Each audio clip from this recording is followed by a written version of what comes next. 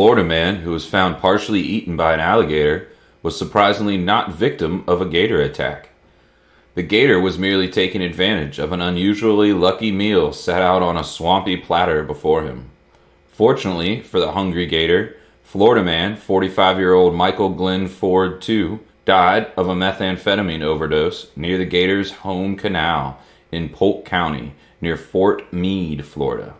Ford's hand and foot were found in the gator's stomach.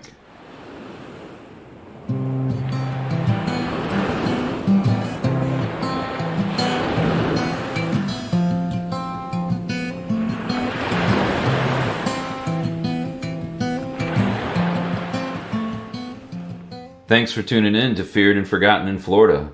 Now that we've weathered another Florida man storm, let's turn our attention to a piece of true crime from Florida's past and the story of Gerald Schaefer.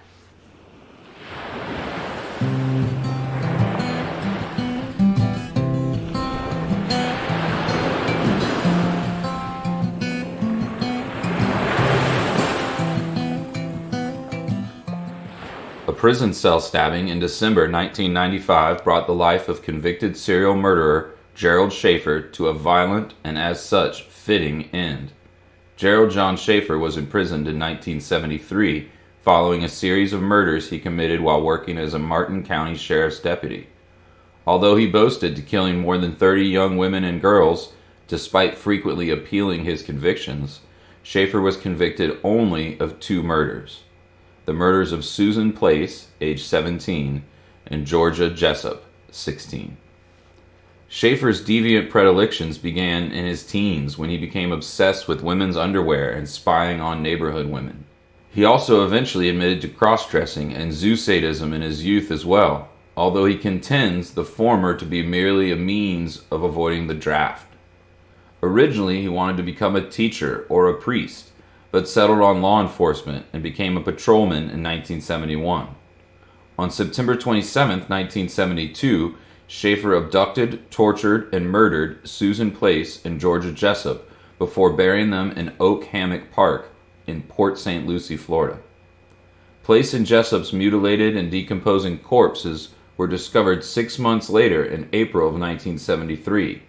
Due to similarities with an earlier abduction of which Schaefer was suspected, authorities obtained a search warrant for his house where they found a series of damning evidence.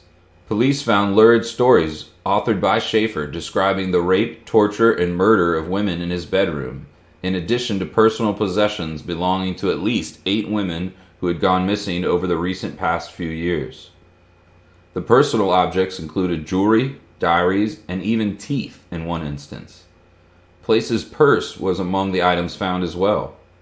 While authorities stated that Schaefer was linked to over 30 cases of missing women and girls, Place and Jessup's case proved to have the best chance of a conviction. Schaefer was stabbed to death by fellow inmate Vincent Rivera on December 3, 1995. Rivera was convicted of Schaefer's murder despite his pleas of innocence, which resulted in an additional 53 years and 10 months to his already life plus 20 sentence for a double homicide. The official story was that Schaefer was killed as a result of an argument over a cup of coffee, though many close to the case remain skeptical.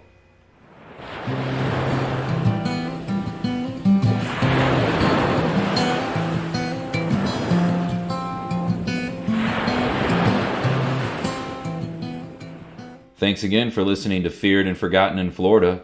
To support the show, follow us on your favorite podcast hosting platform, share the show with a friend, or join our Patreon service, through which you'll receive an extra show each week directly in your inbox. I'm your host, H.R. Gertner, wishing you all the best from the Sunshine State.